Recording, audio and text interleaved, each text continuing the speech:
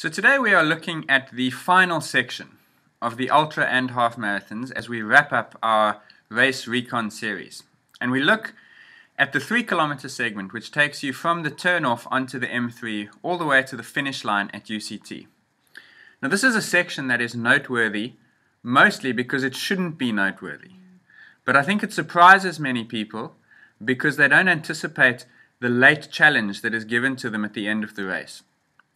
And there are two reasons for that challenge. The first is that you've been descending for pretty much the last 30 minutes in the case of the ultra, 20 in the half marathon, all the way from the top of Constantia Neck or Southern Cross Drive, barring one or two little bumps. You've been going downhill and you suddenly turn left and encounter a hill which is actually not steep, it's not long, but because you didn't expect it and because you've got 50 or 18 Ks in your legs, it feels a lot worse than it is.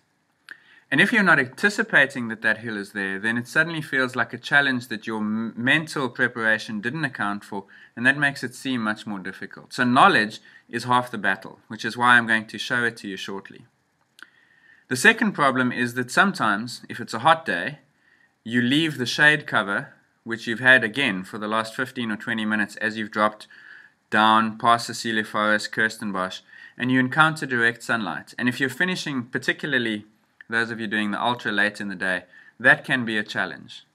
But at this stage, you've done 53 out of 56 or 18 out of 21 Ks. I mean, that is 90% of the job. This much is left. You kind of just have to swallow it up and push on because you are that close to the finish line. And the closer you get, obviously the louder the cheers get, the more the anticipation builds, and you will find something extra. This is not a section that is going to affect your race, but it can be a section that affects your finish time. And so let's have a look at the section and talk you through exactly what you can expect to encounter when and how to overcome them. So we are back on the route at the 18 and 53k mark with 3 to go. And you will recall that this section comes at the end of a long constant descent all the way from the top gate of Kirstenbosch as you drop down and lead into this left-hand bend onto the M3, which you can consider to be your finishing straight. As you make it, you've been going downhill for the last 10 to 15 minutes, and suddenly you find your legs on a climb that seems to have been snuck onto the course without anyone telling you about it. It's not a particularly long hill at 400 meters, it crests just at the top where it bends right, and nor is it particularly steep.